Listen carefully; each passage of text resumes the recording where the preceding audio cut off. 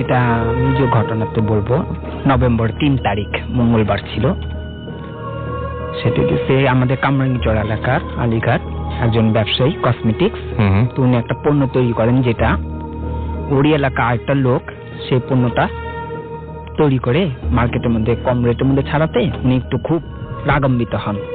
একই পণ্য এবং কম মূল্যে ছাড়া, তার জন্য একটু লসের ব্যাপার হয়।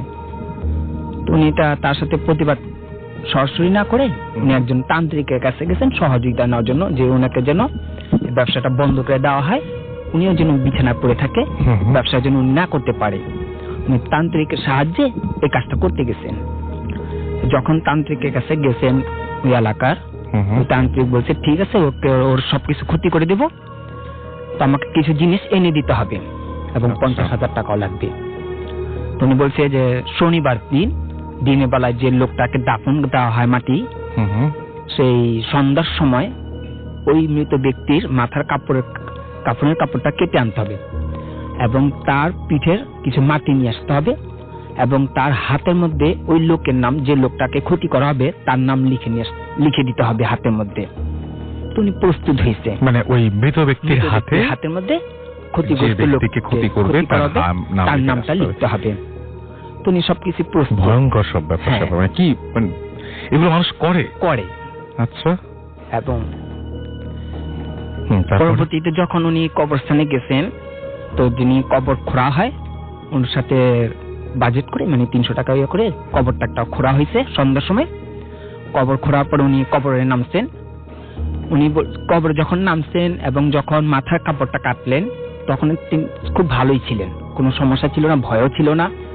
যখন উনি লাশটাকে মানে উপরে উঠে একটু হাত দিয়ে ঠেলে দিয়ে মাটিটা এক মুঠ নিলেন, তখন ওনার ভিতরে একটু খারাপ ছিল।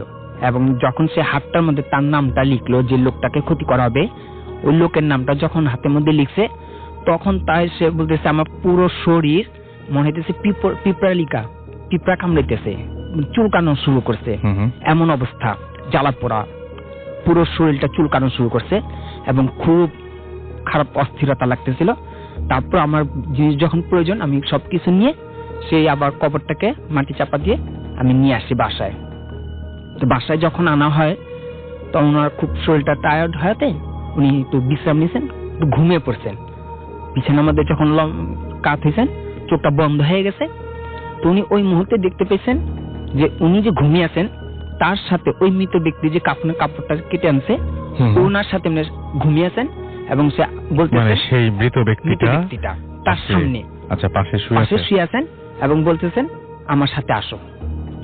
তখন তার চোখ খুলে গেল, ঘুম থেকে জেগে খুব দ্রুত। তো উনি মনে করছেন যে আমার মনের ভিতরে একটা ভয় কাজ করতেছে, গোসল করি, খাওয়া দাওয়া করি, আর এগুলো নিয়ে তান্ত্রিকের কাছে চলে যাই।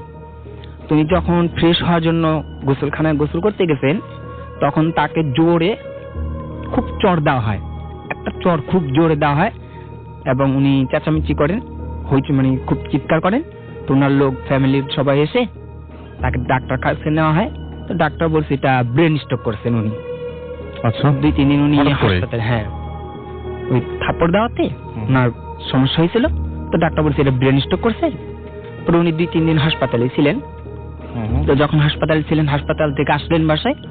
আসার পর তার একই অবস্থা, যে উনি যে একটু ভালো স্বাস্থ্য ছিল, গায়ের রংটা পরিষ্কারই ছিল, কিন্তু যখন আসছেন উনি 2 দিনের মধ্যে এমন শুকানো হয়েছে একেবারে কঙ্কালের মতো, আর একটু পুরোটা শরীর কালো, মানে খুব কালো হয়ে গেছে, কালো বর্ণ হয়ে গেছে শরীরটা।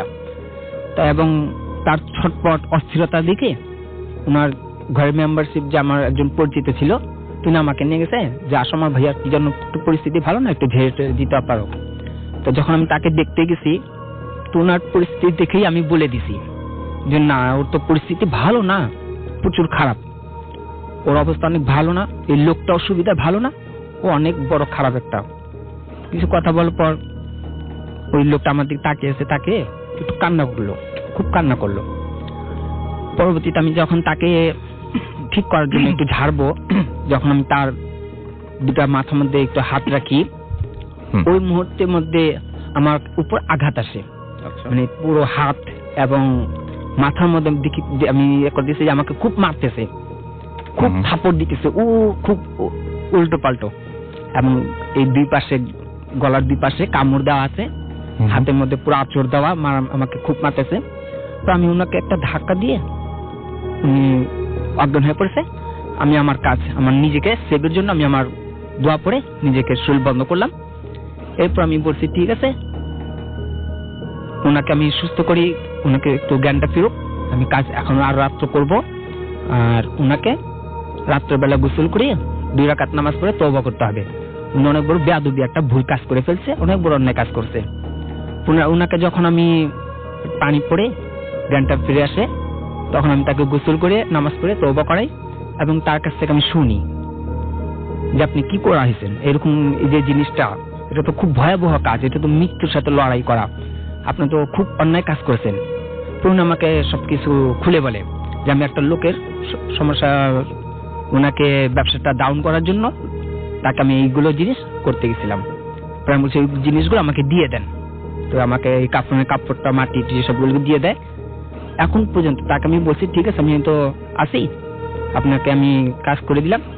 তো উনি এখন পর্যন্ত, আজকে 3 তারিখ, আজকে 6 তারিখ, এই আজকে 3 দিন, উনি আমাকে শুধু বলছিল যে ভাই আমি এখনো সেই লাশটাকে দেখতে পাই, আমাকে শুধু একটাই বলে যে আমার সামনে, আমার সাথে আসো তুমি, আমার সাথে। এখন আজকেও আমি যখন আসতেছিলাম তুমি আমাকে ফোন করে বলছে ভাই আমার আসবেন না আজকে, কারণ আমি এখনো দেখতেছি, আমাকে সেই লাশটা আমাকে এখনো ডাকে যে আমার সাথে আসো। জি, আসসালামু আলাইকুম লিসেনার্স। রাসেল ভাই, আমি যে ঘটনাটি শেয়ার করছি এটা আমি আমার এক ফ্রেন্ডের কাছ থেকে শুনি। তো আমার ফ্রেন্ডকে তার কাজিন ঘটনাটি যেভাবে বলে ঠিক আমি সেভাবে শেয়ার করছি। তো ঘটনাটি হচ্ছে রাসেল ভাই ইন্ডিয়ার একটি ঘটনা। তো ইন্ডিয়ার দিল্লি থেকে কিছু দূরে নইদা নামক একটা জায়গা আছে। তো ওইখানটায় বেশ কিছু আইটি পার্ক রয়েছে। তো ওই আইটি পার্ক গুলোতে হচ্ছে আপনার এমএনসির কিছু কোম্পানিগুলো, সেখানে আপনার সেই IT park collected story, right? এবং এটা অনেকেই জানে। জি, এটা ওয়েল নোন। তো ওই আইটি পার্ক গুলোতে আপনার হচ্ছে এমএনসি কোম্পানিগুলোতে ভর্তি একেবারে সেখানে। তো আমার ফ্রেন্ডের যে কাজিন তাকে ঘটনাটা বলে, তো ঠিক সে যেভাবে বলে আমি ওইভাবে বলছি। তো ফ্রেন্ডের কাজিন সে গ্রাজুয়েশন শেষ করেই সেই নইদার আপনার কোন একটা আইটি পার্কের কোন একটা কোম্পানিতে এমএনসিতে তার জব হয়ে যায়। তো সেখানে সে জব শুরু করে। তো জব শুরু করার পর, এটা 2004-এর দিকের ঘটনা রাসেল ভাই। তো সে জব শুরু করার পর সে যেহেতু নতুন ছিল, তো ইনিশিয়ালি তাকে শিফটে ডিউটি করতে হতো সেই অফিসে। তো যখন আসলে আমি এটা শুনি তখন কিন্তু আমার কাছে খুব ভালো লাগে যে আমি যে প্রফেশনে আছি ওইটাও কিন্তু মানে সেম, মানে শিফটে কাজ করতে হয়। তো সে যখন শিফটে কাজ করতো তো সে লক্ষ্য করতো যে তাদেরকে ম্যাক্সিমাম টাইম রাতেই অফিস করতে হতো। তো কিছুদিন অফিস করার পর সে লক্ষ্য করলো যে আপনার নাইট শিফটে যারা নিউ জয়েন করেছে তাদেরকে শুধু নাইট শিফটে কাজ করতে হয়। তো তারা কাজ করতো, তো তারা অনেকে মিলে রাতের বেলা কাজ করতো। তো তাদের মধ্যে যেটা ছিল যে আপনার তারা কাজের প্রেশার যখন কম থাকতো তো তারা করতো কি যে নিজেরা মিলে আপনার কেউ ঘুমাতো, আর অন্য মানে একজন ঘুমালে অন্য একজন কাজ করতো। ঠিক আবার একটু সময় পর সে ঘুমাতে যেত, যে ঘুমাচ্ছে তাকে উঠিয়ে দিয়ে কাজটা বুঝিয়ে দিচ্ছে। তো এভাবে করে তারা কাজ করতো এবং তাদের টাইমটা ছিল রাত 10টা থেকে ভোর 6টা পর্যন্ত। তো এরকম অফিস করার পর আপনার কয়েকদিন করার পর তো তাদের এই আমার ফ্রেন্ডের যে কাজিন ছিল তার এক কলিগ হঠাৎ আপনার সে অফিস আসা বন্ধ করে দেয়। তো তখন আমার ফ্রেন্ডের যে কাজিন ছিল তো সে ওই তার কলিগকে ফোন দেয়। তো আমরা যেহেতু জানি যে প্রতিটা কোম্পানির কিছু এইচআর পলিসি থাকে, তো আমার ফ্রেন্ডের কাজিন তার সেই কলিগকে সেটা বোঝানোর জন্য তাকে ফোন দেয়। তো ফোন দেওয়ার পর সে যেটা বলে যে সে অফিসে আসবে না এবং সে নাইটও করবে না ওই অফিসটায়। তো এটা শোনার পর সে ওই মেয়েটার বাসায় যায়। তো মেয়েটার বাসায় গিয়ে সে যে দেখে যে সে মেয়েটা তার বাসার বেলকনিতে বসে আছে। তো বাসায় যাওয়ার পর তার কাছে প্রথমে ব্যাপারটা অদ্ভুত লাগে যে সে হঠাৎ কেন অফিসে কেন আসবে না। তো সে ওই মেয়েকে জিজ্ঞেস করে যে তুমি অফিসে কেন যাবা না, স্বাভাবিক উনি জিজ্ঞেস করে। তো মেয়েটা কোনো রেসপন্স করছে না তার কথায়। তো মেয়েটা তার দিকে তাকিয়ে মানে কেঁদে দেয়। তো মেয়েটা কেঁদে দিয়ে তাকে তার বাম হাতটা ওই ফ্রেন্ডের কাজিনকে দেখায়। তো উনি তার বাম হাতটা দেখে যে তার বাম হাতে খুব ডিপলি কয়েকটা স্ক্র্যাচ। তো তখন তার কাছে ব্যাপারটা বেশ মানে অবাক হয়ে যায় উনি দেখে। তো তখন উনি গেস করে যে হয়তো বা কেউ তার সাথে মিসবিহেভ করেছে কিনা। তখন সে তার কলিগকে জিজ্ঞেস করে যে তোমার সাথে কি কেউ কোনো মিসবিহেভ করেছে কিনা। তখন সে বলে যেটা যে এটা কোনো মানুষ করে নাই। সে কাঁদতেছিল এবং বলতেছিল এই কথাটা, সে নিজেই বলছে এটা। হ্যাঁ। তো সে তখন বলে যে তাহলে কি কোনো পশু প্রাণী এরকম কিছু। তখন সে মানে বলতে চাচ্ছে না এমন একটা অ্যাটিটিউড। তো তাকে অনেক জোরাজোরি করার পর ওই মেয়েটা যেটা ওই তার কলিগ তাকে যেটা রিপ্লাই করে সেটা হচ্ছে যে ওই স্ক্র্যাচ গুলো কিন্তু অনেক ফ্রেশ ছিল, মানে দেখে মনে ছিল মানে 2-3 দিনকার আগে কোনো একটা স্ক্র্যাচ হয়েছে তার হাতে। তো মেয়েকে অনেক জিজ্ঞেস করার পর মেয়েটা যেটা বলে, তার কলিগ যেটা বলে যে লাস্ট 2 দিন আগে যখন তার লাস্ট সে নাইটটা করে আসে সেই অফিস থেকে, সেদিনকার ঘটনা। তো সেই দিন তার কলিগ আর আমার ফ্রেন্ডের কাজিন তারা একসাথেই কাজ করতেছিল অফিসে। তো তাদের ফ্লোরে তাদের যে বেটা ছিল, তো ওই বেটার মধ্যে তারা দুইজনই রাতের বেলা কাজ করতো। তো আমার ফ্রেন্ডের যে কাজিন ছিল সে হচ্ছে কি, সে ব্রেক নিয়ে ঘুমিয়েছিল তার ডেস্কের মধ্যে। তো আর তার কলিগ যে সে কাজ করছিল, তো সে তখন নেট সার্ফিং করতেছিল, তখন মোস্ট অ্যারাউন্ড আপনার 3টা কি 3:30 হবে রাত। তো এই সময় তাদের পাশের ডেস্কে ফোন বেজে ওঠে। তো তার কলিগ গিয়ে সেই তার ডেস্ক থেকে উঠে ওই ডেস্কের ফোনটা পিক করতে যায়। যখনই সে ফোনটা পিক করতে যায় তখন ফোনটা কেটে যায়। তো সে আবার তখন সে তার নিজের ডেস্কে চলে এসে, তো নিজের ডেস্কে আসার পর সে ভাবতেছিল যে ওই ডেস্কে তো আসলে ফোন আসার কথা না, কারণ ওই ডেস্কটায় যিনি বসেন তিনি হচ্ছে তাদের একজন সিনিয়র অফিসার এবং তার শিফট হচ্ছিল ডেতে, মর্নিং এ। তো অবভিয়াসলি তার ডেস্কে রাতের বেলা কোনো ফোন আসার কথাই না। তো যাই হোক, সে আর মানে ততটা ব্যাপারটা সিরিয়াসলি নেয়নি। তো সে চিন্তা করলো যে আমি একটু ওয়াশরুমে গিয়ে ফ্রেশ হই। তার কলিগ চিন্তা করতে যে সে ওয়াশরুম থেকে ফ্রেশ হয়ে এসে সে এবং ফ্রেন্ডের কাজিনকে উঠিয়ে দিবে এবং সে একটা ন্যাপ নিবে। তো যেই সে ওয়াশরুমের দিকে যায়, তো ওয়াশরুমে গিয়ে উনি ফ্রেশ হয়। তো ফ্রেশ হওয়ার পর রাসেল ভাই, আমি আগেই বলেছি যে ওই বেটাতে কিন্তু তারা দুইজনই ছিলেন। তো উনি যখন সে ওয়াশরুম থেকে বের হয়, তো উনি ফিল করলেন কোনো মানে কেউ হবে না ওখানে, আর কেউ ছিল না। উনি জাস্ট ফিল করলেন যে কিছু একটা এসে তার বাম হাতের আর্মসের দিকে জাস্ট ব্রাশ করে দিল।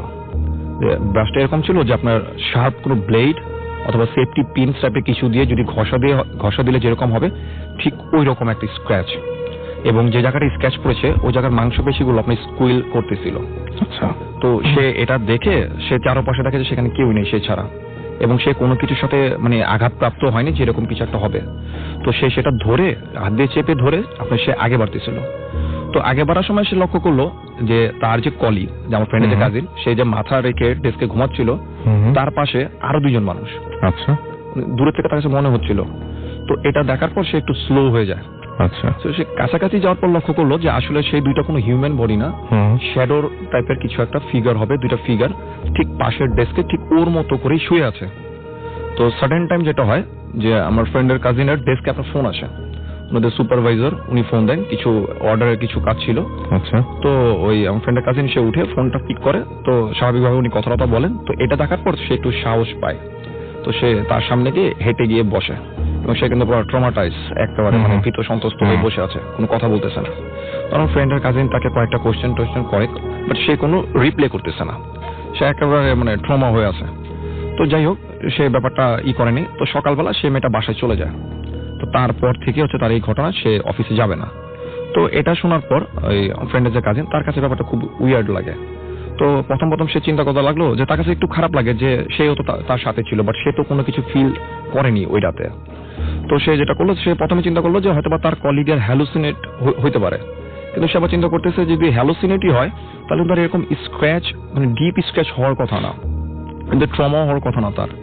তো যাই হোক, সে ওই বাসা থেকে চলে আসে। তো সে বাসা থেকে চলে এসে সে অফিসে তাদের সুপারভাইজার যিনি ছিলেন তাকে ঘটনাটা পুরোটা খুলে বলে সেই অফিস সম্পর্কে, যে ওই কলিগের সাথে এরকম কিছু ঘটনা ঘটেছে।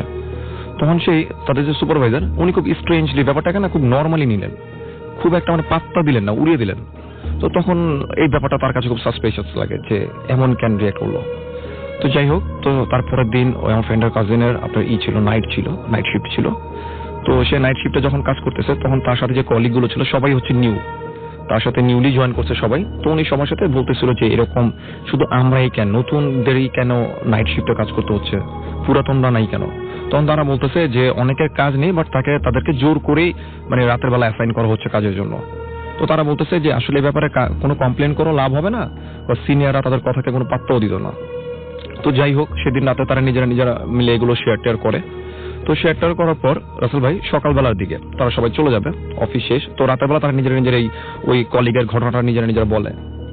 তো যখন তাদের অফিসে যে ক্যাব ছিল, ক্যাবটা তাদেরকে নেওয়ার জন্য আসে অফিসের নিচে, কারণ সে ক্যাবের ড্রাইভার মানে সবাইকে একসাথে দেখার পর তখন ওই আমার ফ্রেন্ডের কাজিন একটু উনি অনেক স্লিপি একটা মুডে ছিল, যে ঘুম পাচ্ছিল তার বেসিক্যালি রাতে জাগার অভ্যাস ছিল না।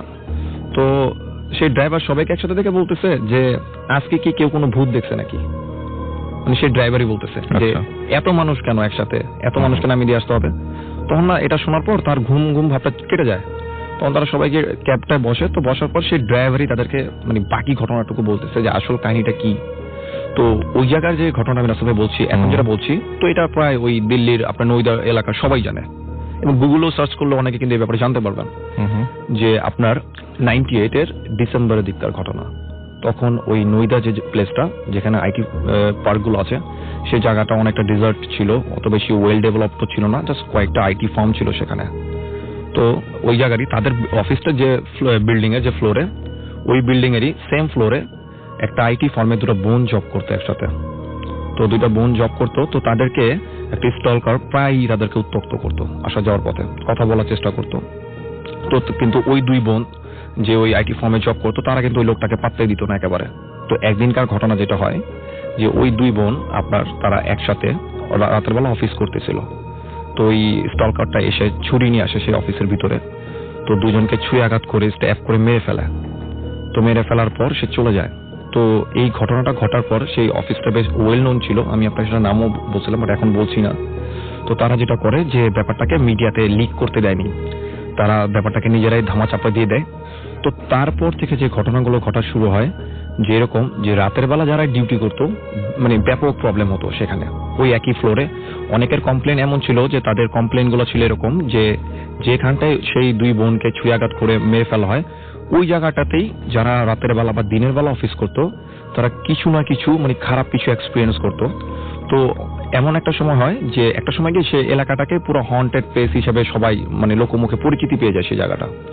এবং যেটা হয় যে সবচেয়ে বেশি শোনা যায় যেটা যে অনেক অফিসের এমপ্লয়ি সেই অফিস ছেড়ে দেয়, এবং হচ্ছে কিছু এমপ্লয়ি আপনার পাগল হয়ে যায়, মেন্টালি ডিসঅর্ডার হয়ে যায়। আপনার একটা হচ্ছে যে 3 জন এমপ্লয়ি ছিল, তারা সেই ঘটনার 5 মাসের মধ্যে 3 জন একই সাথে মেন্টালি ডিসঅর্ডার হয়ে যায়। এবং সবচেয়ে বেশি যেটা শোনা যায় রাসেল ভাই, সেটা হচ্ছে বৈষ্ণবী নামে একটা মেয়ে ছিল সেই অফিসটাতে। তো সে ওই অফিসটাতে জব করতো। তো একদিন যেটা হয়, তাকে অচেতন অবস্থায় সকালবেলা অফিস থেকে হসপিটালাইজড করা হয়। তার ফুল বডিতে অনেক স্ক্র্যাচ ছিল, এবং হসপিটালাইজড করার পর তারা জানতে পারে যে সে রাতের বেলা কি হয়েছে সে কিছুই বলতে পারে না। সে তার বাক যে শক্তিটা ছিল, কথা বলার যে শক্তিটা ছিল, সে রাতের ইনসিডেন্টের পর সে তার কথা বলার শক্তিটাও হারিয়ে ফেলে। এবং এটার উপরও কিন্তু রাসেল ভাই লাস্ট ইয়ার ইউটিউবে একটা ভিডিও বানানো হয় ওই মেয়েটার ঘটনার উপরে। তো এটা করার পর ওই অফিসটা সেখান থেকে চলে যায়। তো বেশ কয়েক বছর সেটা মানে ওই অফিসটা বন্ধই থাকে। তো তারপরে গিয়ে তাদের এই কোম্পানিটা, আমার ফ্রেন্ডের কাজিনের এই কোম্পানিটা সেই বিল্ডিং এ অফিস দেয়। তো এই ছিল রাসেল ভাই আমার ঘটনা। আমি দুসরা বলছি, আমি আমার বাসা ফরিদাবাদ এলাকায়। জি। আমি এখন বর্তমানে লক্ষ্মীবাজার আছি। জি, ওকে। আচ্ছা, আপনার জীবনে অনেকগুলো ঘটনা ঘটেছিল। যখন আপনি একদম ছোট ছিলেন তখন থেকে এই ঘটনা শুরু, এবং তখন আপনার বয়স কত ছিল যখন আপনি প্রথম বুঝতে পারলেন যে আপনার সাথে প্যারানর্মাল কোনো কিছু ঘটেছে বা আপনাদের ফ্যামিলিতে প্যারানর্মাল কোনো কিছু ঘটেছে? তখন বয়স কত ছিল? আমার ফ্যামিলিতে যখন থেকে একটু বুঝতে শিখেছি, কথা বলতে পারি সবার সাথে সুন্দর করে গুছিয়ে, ভাই বোন আছি, আমরা 6 জন ভাই বোন, বাবা মা আছে। আমার বয়স তখন 4 থেকে 5 বছর। তখন থেকে আমি বুঝতে শিখেছি কিছু, তারপর অনেক কিছু নিজ কানে শুনেছি। জি। তো ভয় ভীতির ব্যাপারটা তখন থেকেই শুরু হয়েছে। আমার বাসার ছাদে রেগুলার শব্দ হতো। বাবা ছিলেন তখন বেঁচে। তো বাবা আমাদেরকে রেগুলার নামাজ পড়াতেন। আমি ছোট ছিলাম, তারপর আমার ছাড় ছিল না, নামাজ পড়ানো হতো আমাদেরকে। তারপরেও দেখা যেত যে বাসায় কিছু না কিছু, বিশেষ করে আর কি মাঝরাতে 12টার পর থেকে অনেক রকম শব্দ শোনা যেত, ভয়ঙ্কর কিছু শব্দ। ছাদের উপরে শিলপাটা ঘষার আওয়াজ পাওয়া যেত। তো বাবা দৌড়ে বের হতো, বের হয়ে ছাদ পর্যন্ত চলে যেত, গিয়ে দেখতেন যে না, এগুলো কিছুই না। কিন্তু তারপরে আবার নিচে আসলে সেই শব্দ। তো এরকম অনেক কিছুই ছোট থেকে দেখতে দেখতেই বড় হয়েছি। কিন্তু বড় হওয়ার পরে যেগুলো আমার সাথে ঘটেছে, প্রায় প্যারানর্মাল কিছু ঘটেই যেত। দেখা যেত যে কিছুদিন পর পর কিছু না কিছু হচ্ছেই, একটার পর একটা চলছে। আমার বাসায়, আমি আমার নিজ বাসায় থেকে আমার বাচ্চা স্কুলে পড়ানোর জন্য আমি বাসা ভাড়া করি। গ্যান্ডারিয়ায় একটা বাসায় আমি আসি। সেখানে অনেক কিছু ঘটেছে। তার মধ্যে যখন নতুন প্রথম গিয়েছি তো হঠাৎ কারেন্ট চলে গেছে বাসায় যাওয়ার 3-4 দিন পরেই। নতুন বাড়ি, তখন বিশাল বাড়ি আমার। তো সন্ধ্যার সময়টা আমি রান্না করছিলাম, হঠাৎ করে কারেন্ট চলে গেল রাত 8টার দিকে। তো আমি সাথে সাথে ক্যান্ডেল ছিল চুলার পাশে, ক্যান্ডেল জেলে আমি রান্না করা শুরু করছি। আর বাচ্চা আমার মেয়ে আর মেয়ের বাবা পাশে রুমেই ছিল। তো তখনও আমি বাসা সম্পর্কে আমার তেমন কোনো অভিজ্ঞতা না, সেদিনটাই ছিল আমার প্রথম অভিজ্ঞতা। তো হঠাৎ করে অন্ধকারে আমার পিছন দিক থেকে জামাটা ধরে কেউ টান দিল, এমন বোঝা গেল যে কেউ টানছে, একটা টান দিয়েছে। হঠাৎ করে আমি পিছে তাকালাম যে কি ব্যাপার, আমার বাচ্চা টান দিল এইভাবে, আর ও হাতে এত উপরে আসলো কিভাবে, বাচ্চা তো ছোট। তা আমি তাকাইছি, দেখি কেউ নাই, দৌড়ে বেডরুমে চলে গেছি, দেখি ওর বাবা আর মেয়ে বসে বসে হাসছে, ওরা বসে মোবাইল নিয়ে খেলছে, গেম খেলছে। তা আমি খুব ভয় পেয়েছি। তখন ওর বাবাকে বললাম যে এরকম টান দিয়েছে, তারা হাসাহাসি করে উড়াই দিল। যাই হোক, এরপরে যেটা ঘটে ওই নতুন বাসায়, যে প্রতিদিন আমি দুপুরের দিকে, মানে যেটা রোজ হচ্ছে আমার সাথে, যে কান্নার আওয়াজ পাওয়া যায়। দুপুরে 2টার পরে আমরা খাওয়া সেরে যখন আমরা ঘুমোতে যাই, তখনই শুরু হয় যে চারিদিক নিস্তব্ধ এলাকা, কিন্তু আমার বাসার, আমার সাথে যে আমার ঘরের রুমের সাথে যে অ্যাটাচ বাথরুমটা আছে, সেই বাথটাব থেকে কান্নার আওয়াজ পাওয়া যেত প্রতিদিন। একটা চাপা কান্নার আওয়াজ, খুব আস্তে, খুব স্লো একটা আওয়াজ পাওয়া যেত। তো ব্যাপারটা নিয়ে আমি আমি আমি বেশ কিছুদিন শোনার পরে প্রতিদিনই শুনতাম। তো আমি ভাবতাম যে হয়তো আমার ঘরের আশেপাশে এমন কিছু ঘটছে। তো দেখা যেত যে আমি পুরো বারান্দা ঘুরেও আমি এর কোনো প্রুফ পাইনি যে আমার বাসার আশেপাশে কিছু ঘটছে।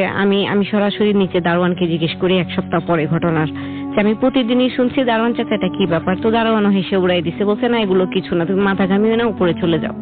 দারোয়ান কথা কাটাই দিল দেখে আমার কাছে একটু খটকা লাগলো যে কি ব্যাপার। আরো সন্দেহ বেড়ে গেল তখন আপনার? হ্যাঁ, আমার মনে আরো সন্দেহ বেড়ে গেল যে ব্যাপার কি, দারোয়ান আমাকে তো কিছু বললোই না, পাল্টা ও আমাকে যেভাবে পাঠাইলো, আমি আমি আমি তারপর চলে আসছি। কিন্তু পরদিন আবার গেছি সেই আওয়াজ শোনার পরেই। দারোয়ানকে জিজ্ঞেস করলাম, চাচাজি এটা কেমন কথা যে আশেপাশের লোকজন কান্দাকাটি করে, আপনারা জানেন না কিছু? দারোয়ান বলছে যে না, আমি বলতে পারি না, তুমি তোমার বেশি ভয় লাগলে নিজের রুমে যে দরজা আটকায় বসে থাকো। তা আমি তাই করছি। তো এর মধ্যে যাই হোক, একজন বাসায় কাজের লোকও পেয়ে গেছে অলরেডি, ওই এলাকার পুরনো লোক, বুড়ো মানুষ, তাকে আমি কাজে রাখছি। তো সে ওই বাসার শুরু থেকেই নাকি ছিল, সে সিঁড়ি মোছার কাজ করতো, পরে তাকে আমি বাসায় কাজের জন্য রাখছি। তো ঘটনা তার কাছ থেকেই শোনা। তাকে আমি অনেক দিনই জিজ্ঞেস করছি এই ব্যাপারে, যে খালা তুমি আমার ঘরে যে ঘর মোছো কাজ করো, তুমি কি এই শব্দ পাও? মানে ব্যাপারটা এমন হয়ে দাঁড়াইছে যে কোনোদিন একদিনও বাদ যেত না, প্রতিদিনই আমি চাপা কান্নার আওয়াজ শুনতাম।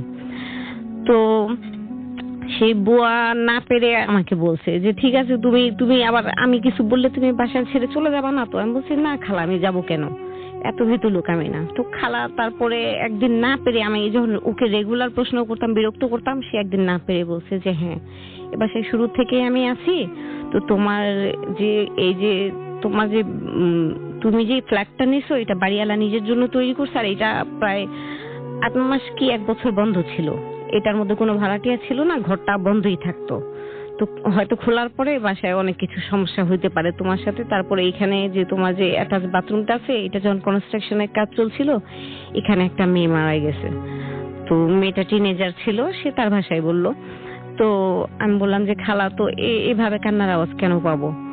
তো সে না পেরে, সে প্রথমে আমাকে বলতে চায়নি, হেসে উড়াই দিছে, বলছে কি তুমি কি বাসা ছেড়ে চলে যাবা নাকি? আবার শুনলাম যে না খালা, আমি এইসব কিছু ভয় পাই না। তখন সে বললো যে এরকম এখানে একটা দুর্ঘটনা ঘটছে, মেয়েটার সাথে রেপ হয়েছে। তখন মেয়েটাকে ওই বিল্ডিং এরই কিছু লেবার এখানে এই কনস্ট্রাকশনের কাজ চলাকালীন সময় তাকে ঝোলাই দেওয়া হয়েছে ওই বাথরুমটায়। মানে আপনার যে বাথরুমটা ছিল সেই বাথরুমে? সেটা তখন ইট দিয়ে ঘেরা ছিল, কনস্ট্রাকশনের কাজ চলছিল। তো এরকম রেগুলার বাসায় একটার পর একটা চলতেই থাকে আমার। মানে ব্যাপারটা এরকম যে আপনি প্রথমে বুঝতেই পারেনি যে আপনার যে ওয়াশরুম, সেই ওয়াশরুম থেকে, মানে কেমন ওয়াশরুমটা রেগুলার ব্যবহার করতেন আপনারা? হ্যাঁ, খুব কম যেতাম। ওটা খুব বিশাল একটা রাজকীয় ওয়াশরুম ছিল। মানে আমি দেখতাম কি এত সুন্দর ক্লিন ওয়াশরুম, সুন্দর বাথটাব আছে, তো আমি পানিও কখনো ফেলতাম না। আশেপাশে কিন্তু আরো এত বড় ফ্ল্যাট, ওখানে 4টা ওয়াশরুম আছে অলরেডি, বেডরুমের সাথেই দুটো আছে, একটা ছোট্ট আর ওই বিশাল যেটা, সেটা কখনো আমি ময়লা করতে চাইতাম না, যে পানি টানি ঢালবো, ও তো ওটা বেশিরভাগ বন্ধ থাকতো, দরজা বন্ধ করে রাখতেন। তো সেখান থেকে আওয়াজটা আমি যখন বাসার চারদিকে এবং চেক করছি কান্নার যে আওয়াজটা সেটা সেখান থেকে আসতো। সেটার ভিতর থেকেই আসতো, সেটা আমি অনেক পরে টের পাইছি, অনেক চেক করছি আমি বাসার আশেপাশে চারপাশে, যে বারান্দা ঘুরে দেখছি যে না, এটা আশেপাশের কোনো বাড়ি থেকে আসে না, শুধু আমি রুমে আসলেই আওয়াজটা আসে, শব্দটা সেখান থেকেই আসছে। এরপরে প্রায় আমার বাচ্চাটা বাসায় একলা যখন খেলতো, দৌড়াতো, ছুটতো, আমি বাসায় কয়েক বছর ছিলাম, বাচ্চাটা ভয় পেত, বলতো যে মাম্মি ওই দেখো জানলায়, আমি তোমাকে বলেছিলাম না, রাত্রে ঘুমের থেকে আমাকে ধাক্কা দিয়ে উঠাইছে, ওই দেখো আমি যে তোমাকে বলেছিলাম, ও এখন দাঁড়িয়ে আছে। তাই বললাম কি, আচ্ছা, আপনার বাচ্চা আপনার সঙ্গে আছেন, আমি একটু ওর কাছে একটু শুনি, একটু মাইক্রোফোনে যদি বলতেন যে আচ্ছা কি দেখতেন আপনি ওইখানে?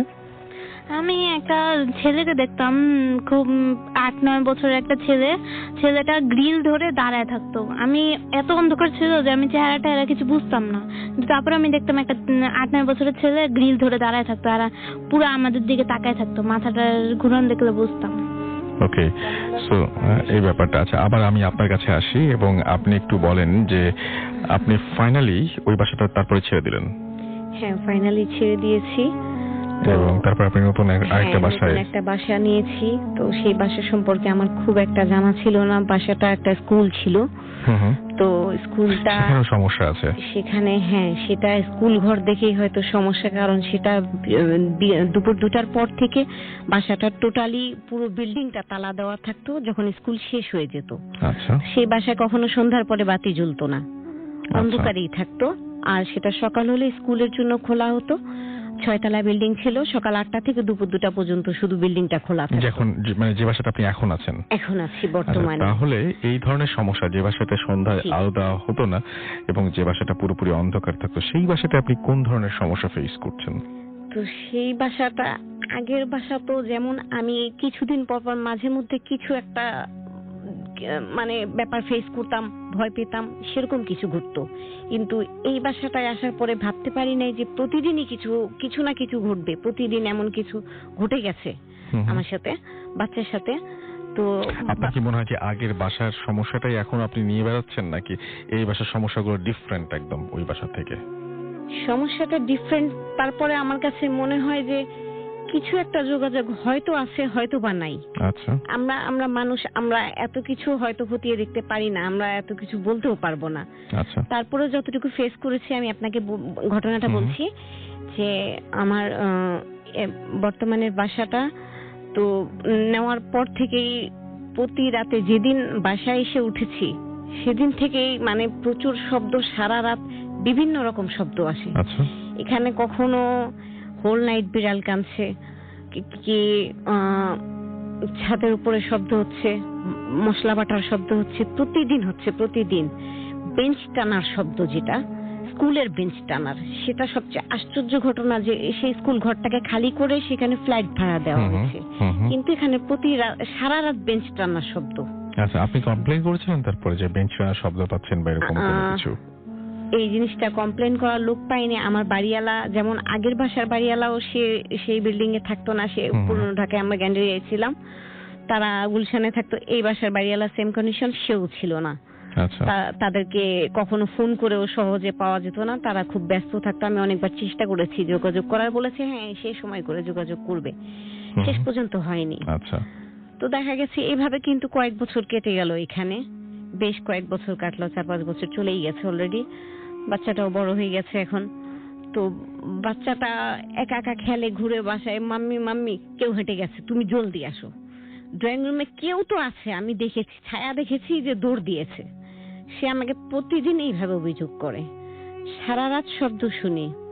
তারপরে একটা জিনিস, যেটা আমার ঘটনার যেটা শেষ পরিণতি, যে এই বাসায় গত 9 মাস আগে আমার বেবি আসে। তো আমি বাসায় হাঁটি, চলাফেরা করি, ঘোরাফেরা করি, সবসময় ফিল করি যে আমার কাঁধের কাছে বা আমার পিছনে কেউ একদম সাথে সাথে চলে।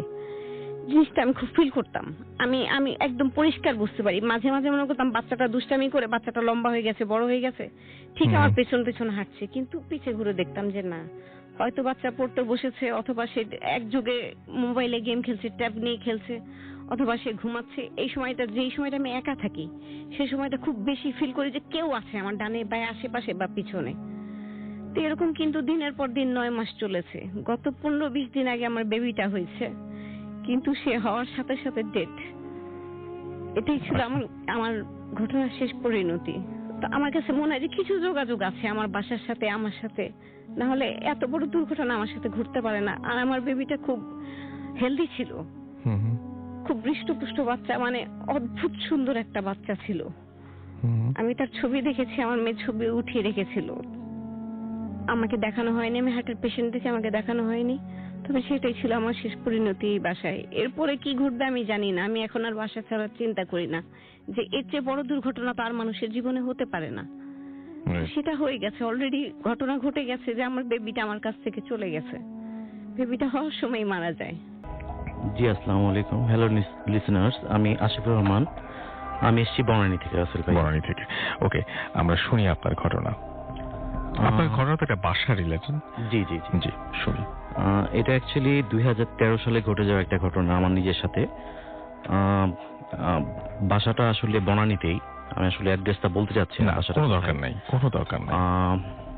বাসাটা ভাড়া নেই, খুব শর্ট সময় ছিল, যেহেতু আমি অন্য জায়গায় ভাড়া ছিলাম। তো ওইটা আসলে ফার্নিশড বাসা ছিল আর কি, মানে ফার্নিচার সহ যে বাসাগুলো হয় সেগুলো। আমি, আমার ওয়াইফ এবং আমার মেয়ে। তো যেটা হয় আর কি, তো বাসাটা খুব তাড়াহুড়ার মধ্যে নেওয়া হয়। তো নেওয়া হওয়ার পরে আপনার বাসা গুছানোর জন্য, ক্লিন করার জন্য আমরা বেশ কয়েকদিন ওই বাসায় কাজ করি। তো বাসাটায় ঢুকলে আর কি আপনার একটু ভারী ভারী মনে হয় পিছন থেকে কেউ আছে বা এরকম কিছু একটা আর কি। তো যেটা হয় একদিন 2 দিন পর, তো ওই বাসায় তখন আমরা থাকি নাই, জাস্ট মানে বাসায় গিয়ে ক্লিন করে আবার চলে আসতাম। বাট ওখানে থাকা স্টে করা শুরু করেন নাই? শুরু করিনি স্টে করা। তো একদিন যেটা হয় সেটা হচ্ছে যে মোটামুটি 3 দিন গোছানো শেষ। তারপর আপনার প্রথম যেই সমস্যাটা শুরু হয় সেটা হচ্ছে আপনার বাসায় যে ঝাড়বাতি গুলো ছিল বা লাইট গুলো ছিল সেগুলো আপনার ব্লিঙ্ক করতো, মানে কাঁপতো। হ্যাঁ, বাসায় ঢুকলে আমরা এরকম শুরু হতো আর কি সন্ধ্যার পর থেকে। তো হঠাৎ একদিন খুব বেশি রকমের শুরু হয়, পর বন্ধই হয়ে যায় সব। তারপর আমরা কেয়ারটেকারকে খবর দিই, ইলেকট্রিশিয়ান চলে আসে অ্যাপার্টমেন্টের। তো আসার পর উনি দেখে, বললো যে আপনারা কালকে আসেন, কালকে স্যার এটা ঠিক করে দেব। তারপর কিছু বাল্ব প্রয়োজন হয়, আমি সেগুলো নিয়ে আসি। পরদিন সে আসে, তো সে সেগুলো যখন চেঞ্জ করতে যায়, তো পুরোনোগুলো খুলে আপনার নতুনগুলো দেওয়ার সাথে সাথে, লাইট অন করার সাথে সাথে বার্স্ট করে সেগুলো। আচ্ছা, যেখানেই দেয় সেখানেই সেটা হচ্ছে। আচ্ছা, আমি একটু অবাক হই যে কি ব্যাপার, মানে এক রুমে এরকম হলো, মানে এরকম হইতে পারে। সেকেন্ড আরেকটা রুমে যখন সেই জিনিসগুলো করে, সেম থিং ওইখানেও হয়। তো তারপর আবার লাইট, মানে ইলেকট্রিশিয়ানটা দেখলাম মাটিতে মানে এমন ভাবে বার্স্ট হয়, সে শুয়ে পড়ে এবং সে খুব রকম ভয় পায়। তো তারপর সে তাড়াহুড়া করে ওখান থেকে বের হয়ে যায়। স্যার আমি কালকে আসতে পারবো না, কালকে বিব্রত হয়েছিল। হ্যাঁ, একই সাথে। তো আমি বললাম যে ওকে ঠিক আছে। তো কিছু লাইট বন্ধ করে দেই। তো আমার আবার স্মোক করার অভ্যেস আছে, যার জন্য আসলে আমি বারান্দায় যেয়ে স্মোক করতে থাকি। তো আমার সাথে তখন সেই জিনিসটা হয়, মনে হলো কেউ মুখ থেকে সিগারেটটা টান দিয়ে ফেলে দিল, মানে আপনার মুখ থেকে, মানে আপনার মুখ থেকে কেউ টান দিয়ে সিগারেটটা ফেলে দিল। আচ্ছা, ওকে। আর ততক্ষণে যেটা হয়, মানে আমি রুমে ছিলাম না, বেডরুমের লাইট অফ ছিল। ওই লাইট বার্স্ট হওয়াতে আমি লাইটটা অফ করে রেখেছিলাম আর কি, আরেকটা লাইট বন্ধ করে রাখছি। তো আমার ওয়াইফ নাকি ওই সময় আমার সাথেই কথা বলে গেছে রুমের ভিতরে। আচ্ছা, তো আসলে আমি রুমে ছিলামই না। তো যাই হোক, কিছুক্ষণ পর আমি বারান্দার দরজা খুলে আমি রুমে আসি। আসার পর দেখি যে মানে বেডরুমটা বেশ বড় ছিল। আর ওই বাসাটা নেয়ার একটা ছিল, আমার ওয়াইফের ওই ওয়াশরুমটা খুব পছন্দ হয়েছিল, মানে টয়লেটটা খুব বড় ছিল এবং খুব ভালো ছিল আর কি। তো আমি দেখতে পেলাম যে আপনার ওয়াশরুমের টয়লেটের দরজাটা খোলা এবং একটা মোবাইলের আলো জ্বললে ভিতরে যেরকম, মানে ওই রকমটা লাগতেছে। তা আমি ভাবলাম যে কি ব্যাপার, আমার ওয়াইফ অন্ধকারের ভিতরে কি করতেছে। আমি জাস্ট মানে আস্তে আস্তে সামনে যাই, সামনে যেয়ে আপনার সুইচ বোর্ডটা এইভাবে ধরি, জাস্ট লাইটটা অন করব, ঠিক ওই সময় আমাকে একটা ধাক্কা দেয় এবং ধাক্কাটার প্রেসার এতই বেশি ছিল যে আমি জাস্ট মাটিতে ছেঁচড়িয়ে না যে উড়ে যে বেডের সাথে বাড়ি খাই। বেডটা ছিল কম হলেও 10 থেকে 12 হাত পিছনে। আমি খুব শকড হই যে মানে এটা কি হলো আমার সাথে, এবং আমি একটা ফেস দেখতে পাই। আসলে ফেসটা আসলে একটা মানে মেয়ে মানুষের ফেস ছিল। ফেসটা আসলে একটা মেয়ে মানুষের ফেস ছিল এবং ফেসটা মানে ক্লিয়ার ছিল না। আচ্ছা, যখন ধাক্কাটা খাই ওইরকম একটা জিনিস দেখতে পাই আর কি। আর সাথে সাথে দরজাটা ভিতর থেকে লকড হয়ে যায়। ভিতর থেকে লকড হয়। তো এটা আপনি কিছু করেননি, আপনি না করতেই? না, আমি তো দরজাটা ধরতেই পারি না, মানে সুইচ বোর্ডটা, লাইটের সুইচ বোর্ডটা জাস্ট আমি জ্বালাবো লাইট, ওই সময় ঘটনাটা ঘটে যায় এবং ভিতর থেকে ধাম করে দরজাটা লকড হয় এবং ভিতর থেকে লকড হয়ে যায়। আমি খুব অবাক হই, আমি কয়েক সেকেন্ড আসলে মানে মানে এরকম কখনো ঘটে নাই আমার সাথে আসলে। তো পাশের রুম থেকে আমার ওয়াইফ, আমার মেয়ে শব্দ পায় এবং রান্নাঘরে কাজের মেয়ে কাজ করতেছিল। আমার ওয়াইফ মনে করছে ওকে উপরে গ্রিল মুছতে দেওয়া হয়েছে, হয়তো বা সে ওখান থেকে পড়ে গেছে। তো ওরা রান্নাঘরে দৌড়ায় যায়, দেখে যে কাজের মেয়ে ঠিক আছে। তো যখন রুমে আসে মানে সাথে সাথে আর কি বিকট শব্দ হয় যখন বাড়িটা খাই। আমি ওখানেই পড়েছিলাম। তো আপনার রুমে আসা মাত্রই দেখেন রুমের ভিতরে বসা এবং ওদের দেখে আমি সাথে সাথে উঠছি। আমি জাস্ট বললাম যে এই বাসা থেকে বের হও, মানে এই বাসায় থাকা সম্ভব না। তো আমার বলতেছে কেন, কি ব্যাপার, এত কষ্ট করে বাসা বুঝাচ্ছি সব। আমি বললাম যে না। আমি সাথে সাথে একদম মেইন ডোর কাছে চলে আসছি, ড্রয়িং রুমে যেয়ে বসলাম। ওখানে আবার কোরআন শরীফ ছিল। তো ওখানে যে বসছি, পানিটা নিয়ে দিলাম, আমি পানি খেলাম। আমার ওয়াইফ, আমি খুব ভয় পাইছি সত্যি কথা। আমার ওয়াইফ সাথে সাথে লবণ আপনার ইয়েতে দিয়ে চুলার উপরে দিয়ে সেটা আমার খাওয়া। এত রকম ভয় পেয়ে একদম চোখ টোক লাল হয়ে গেছে, আমার একদম যাতা অবস্থা ছিল। আমি ওই সময় কিছু বলি নাই, যেটা আমরা ওইখানে থাকবো না, আমার গুছানো শেষ হলে আমরা চলে যাব, হয়তো বা মানে 2 দিন পর থাকার প্ল্যান ছিল আমাদের। তো সাথে সাথে আমি বের হয়ে যাই, ওয়াইফ মেয়ে কাজের মেয়েকে নিয়ে আমরা যে বাসায় থাকতাম ওখানে চলে গেলাম। তো গাড়ির ভিতরে আমি আসলে অনেক দূর এসে আমি গুলশান 1 নম্বরের একটা মাঝামাঝি জায়গায় বসে তখন আমি বললাম ঘটনাটা আমার সাথে এই ঘটে গেছে। তো তারপরের দিন থেকে আমরা যেটা করলাম সেটা হচ্ছে যে আমরা মানে ওই বাসায় থাকবো না, জিনিসপত্রগুলো এখন ওইখান থেকে বের করে নিয়ে আসতে হবে। তো আমাদের অনেক জিনিস ছিল, যদিও ফার্নিশ বাসা ছিল। তো মোটামুটি সব জিনিসই আমাদের নেওয়া হয়ে গেছিল আর কি। আমাদের ব্যক্তিগত অনেক কাপড় টাপড়, এটা সেটা শোপিস টোপিস অনেক কিছুই, ক্রোকারিজ ছিল। তো যাই হোক, তো সেগুলো যখন নিয়ে আসতে গেলাম, তাও পরদিন বিকালে আমরা আবার গেলাম এবং বাড়িওয়ালাকে আমি কোনো কিছুই জানাইনি, আমি বলতে চাইনি ব্যাপারটা। আমি জাস্ট চিন্তা করলাম যে আমি থাকবো না, এটা তাকে বলতে লাভ নেই। হ্যাঁ, আমি জাস্ট জানতে চাইলাম যে মানে বাসাটার ভিতরে অন্য রকমের কোনো কিছু ছিল কিনা। তারপরের দিন যেটা করলাম, কেয়ারটেকারকে ফোন দিয়ে জানলাম যে এই বাসায় আগে কে ছিল। তো ওই বাসাটা দীর্ঘদিন খালি ছিল এবং এর আগে এক বিদেশি ছিল, এক ভদ্রলোক। তো উনিও নাকি বাসা থেকে না বলে চলে গেছে। তো এটা জানতে পারার পর আমি ভাবলাম যে নিশ্চয়ই কিছু একটা অবশ্যই আছে, তো আমার এটা বাড়িওয়ালাকে বলা দরকার নেই, আমি চলে যাব। তো বিকেলে বাসায় গেলাম, মাগরিবের ঠিক পরে মানে আমি গাড়ি দিয়ে একটু একটু করে জিনিসপত্রগুলো আমি আমার আগের বাসায় নিয়ে যাচ্ছি আর কি। তো সন্ধ্যার পর যে জিনিসটা হয় সেটা হচ্ছে যে আমার ওয়াইফ ফোন করে যে তুমি তাড়াতাড়ি একটু আসো, কি ব্যাপার। তো ওরা দেখতে পায় সেই রুমটাতে, যে রুমটাতে আমার ঘটনা ঘটে, 3টা পায়ের ছাপ।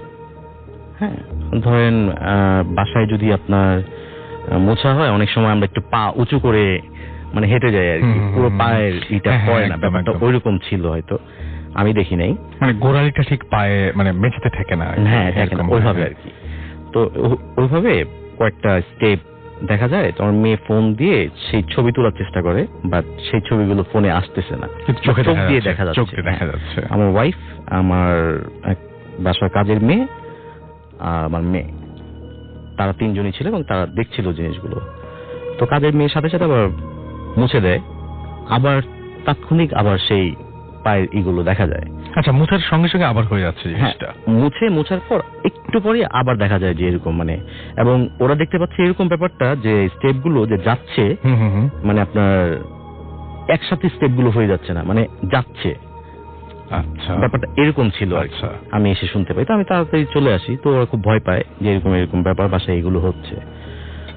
তো এই ছিল রাসেল ভাই ঘটনা। আসলে পরে আর ওই বাসায় তারপরে থাকা হয়নি। চলে গেছেন। এবং আরেকটা জিনিস সেটা হচ্ছে যে ওই বাসা থেকে আমি টোটাল আমার জিনিসপত্র নিয়ে বের হয়ে চলে আসছি। বাড়িওয়ালা একটাবারও জিজ্ঞেস করে নেই, মানে উনি আমাকে ফোনও করে নেই, ভাই আপনি বাসায় থাকলেন না কেন, বা আপনি কেন চলে গেলেন। ইভেন আপনার কেয়ারটেকার, সিকিউরিটি সবাই দেখছে যে আমি বাসা থেকে চলে যাচ্ছি আর কি। আমার 2 দিন সময় লাগে জিনিসপত্রগুলো আমার নিয়ে যেতে।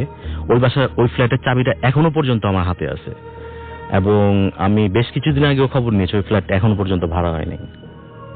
ও ইন্টারেস্টিং। এবং মানে এটা হচ্ছে পুরনো কোনো জায়গা না, বনানীর মতন জায়গাতে? এটা হচ্ছে আপনার বনানী বিদ্যানিকেতন স্কুলটার আশেপাশেরই যে কোনো একটা জায়গা, এতটুকু বলতে পারি। হ্যাঁ, আমি বুঝতে পেরেছি কোন জায়গাটা, মোটামুটি বুঝতে পেরেছি আমি।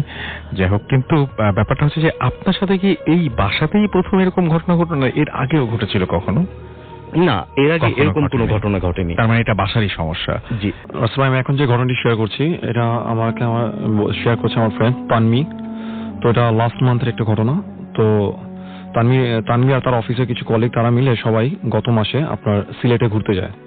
তো সিলেটে ঘুরতে যাওয়ার পর তারা একটা হোটেলে উঠে। তো হোটেলে ওঠার পর তারা হঠাৎ একদিন প্ল্যান করলো যে যেহেতু তারা সিলেটে আসছে, তারা চা বাগানে ঘুরতে যাবে। তো তারা তাদের প্ল্যান অনুযায়ী তারা সেখান থেকে একটা স্থানীয় একটি গাড়ি ভাড়া করে। তো গাড়ি ভাড়া করার পর তারা ওইখানকার একটা চা বাগানে যায়। তো চা বাগানে গিয়ে তারা ঘুরতে থাকে, সারাদিন সেখানে ঘুরে। তো ঘুরতে যাওয়ার আগে তারা একটা বাজেট করে যে তারা কি পরিমাণ টাকা সেখানে স্পেন্ড করবে। তো দেখা গেল কি যে সারাদিন ঘোরার পর তাদের মূল যে বাজেটটা ছিল সেখান থেকে অনেকগুলো টাকা বেঁচে যায়। তো তখন প্রায় আপনার বিকাল ঘুরিয়ে সন্ধ্যা এরকম একটা সময়। তো তারা চিন্তা করতেছে যেহেতু এত টাকা বেঁচে গেছে, তো তারা কিছু কেনাকাটা করবে সেখানে। তো কেনাকাটা করতে গেলে বেসিক্যালি ওখানে আপনার তারা আনারস কিনে নেয় আর কিছু আপনার চায়ের পাতা কিনে নেয়, যেহেতু তারা চায়ের বাগানে ঘুরতে গেছে। তো যখন তারা এগুলো কিনতেছিল, তো তখন প্রায় মাগরিবের আজান দিবে এরকম একটা সময়। তো তারা কেনা টেনা শেষ করে তারা সবাই আবার হোটেলে যাওয়ার উদ্দেশ্যে আবার সেই গাড়িতে উঠে। তো গাড়িতে ওঠার পর তখন আপনার মাগরিব আজান দিয়ে দিয়েছে, প্রায় অন্ধকার হয়ে গেছে চারপাশে। তো লোকজন বলতে গেলে ভিতরে নেই, তারা শুধু বেরোচ্ছে। আর চায়ের বাগানের রাস্তাগুলো তো আমরা বেসিক্যালি জানি যে সমতল ভূমির মতো না, উঁচু নিচু থাকে। তো তারা যখন সেই চায়ের বাগান থেকে বেরোচ্ছে রাসেল ভাই, তখন সেই চায়ের বাগান থেকে বেরোর সময় একটা ব্রিজ পড়ে, ছোট একটা ব্রিজ পড়ে সেই চা বাগানের ভিতরেই। তো তারা যখন সেই ব্রিজটার উপর উঠবে, তখন তারা এই তানমি যে ফ্রেন্ড আমার, তো সে ছিল পিছনে বসা ছিল। তো সামনে 2 জন তার ফ্রেন্ড বসা ছিল, অফিসের কলিগ, তারা 2 জন সামনে বসা ছিল, আর পিছনে আরো কিছু ফ্রেন্ড ছিল। তো তারা সামনে বসে স্মোক করার কারণে তো তারা পিছন দিকে জানলাগুলো নামিয়ে রাখে। তো যখন সে গাড়িটা ব্রিজের উপর উঠবে, তখন তারা গাড়ির হেডলাইটের আলোতে সামনে যে 2 জন ছিল তারা দেখতেছে, এবং ড্রাইভার দেখতেছে যে বয়স্ক একটা লোক, পাঞ্জাবি পরা, পাঞ্জাবি বাল খোলা টাইপের এরকম কিছু একটা পরা। তো অনেক সময় আগুন জ্বালিয়ে মানুষ যখন আগুনের তাপ পোহাতে থাকে তখন যেভাবে বসে, ঠিক ওইভাবে উনি বসে আছেন ব্রিজের গোড়ার মধ্যে, ঠিক রাস্তার সাথে ব্রিজের যে জয়েন্টটা সেই জায়গাটা বসে আছেন কর্নারে। তো বসে ওনার যে জিহ্বাটা ছিল সেটা মুখের থেকে প্রায় আপনার 1/2 ফিটের মতো বের হয়ে আপনার ঝুলতেছে, জাস্ট উপরের থেকে নিচে আর নিচে থেকে উপরের দিকে মুভ করতেছে তার জিহ্বাটা। তো এটা কিন্তু ড্রাইভার দেখে এবং সামনে যে 2 জন ছিল তারাও দেখে। তো ঠিক তখন ড্রাইভার আর গাড়িটাকে স্লো না করে উনি জাস্ট গাড়িটা যে স্পিডে ছিল সেই স্পিডে সেই ব্রিজটা ক্রস করে যায়। আচ্ছা। তো ক্রস করার সময় যে তানমি ছিল, তানমি আর পিছনে যারা ছিল তারা সবাই দেখে ওই বৃদ্ধ লোককে। আচ্ছা। তো এটা দেখার পর তারা মানে কেউ আর কোনো সাউন্ড করতেছে না। ড্রাইভার শুধু একটা কথাই বলে সামনে যে ভাই দেখছেন? তোরা 2 জন বলে যে হ্যাঁ ভাই দেখছি। তো তখন ড্রাইভার বলতেছে আমরা সবাই দেখছে আসলে। জি। তো ড্রাইভার বলতেছে যে এটা আসলে আপনারা এই প্রথম না, এর আগে অনেকে দেখছে এবং উনি নিজেও দেখছেন, কিন্তু এটা কে বা কোথা থেকে নিয়ে আসে পরে কিন্তু আর কোনো খোঁজ খবর পাওয়া যায় না। তো তারা যখন রাসেল ভাই সেই চা বাগান থেকে বেরিয়ে যায়, বেরিয়ে গিয়ে আপনার সেই হোটেলে আসে সেই গাড়িতে করে। তো তারা আসার সময় ঠিক 13টা আনারস কিনে। আচ্ছা। তো এখানে হচ্ছে মূল ব্যাপারটা যে তারা যখন গাড়ি থেকে নামে 2টা আনারস নিয়ে গাড়ি থেকে, তারা কেউ খায়নি না, এবং আচ্ছা। কিন্তু গাড়িতে কিন্তু পড়ে যাওয়ারও কোনো কথা না। তো তারা ছিল। জি। তারা গুনে দেখে যে ঠিক 11টা আনারস আছে এবং 2টা আনারস তাদের মাঝখান থেকে নেই। এবং সামনে যে 2 জন ফ্রেন্ড ছিল তারা খুব অস্বাভাবিকভাবে মানে সিক হয়ে যায়, মানে এতটা বেশি সিক হয়ে যায় যে তারা ঠিক মতো হাঁটতেও পারতেছিল না গাড়ি থেকে নেমে। তো তাদের মধ্যে আমার একজন বলে যে সে নাকি বলতেছে যে এরকম বাইরে থেকে যখন কোনো কিছু কিনে আনা হয় তখন নাকি সেটা বেজোর আনা ঠিক না, বা কোথাও কোনো কিছু নিয়ে গেলে সেটা অনেকটা পেয়ার করে নিয়ে যাওয়াটা উচিত। তখন তারা যেটা করে যে 2টা তো গায়েব হয়ে যায় গাড়ি থেকে, তারা আরো একটা আনারস সেখানে ফেলে দেয়। ফেলে দেওয়ার পর তারা বাকি 10টা আনারস নিয়ে আপনার সেই হোটেলে গিয়ে উঠে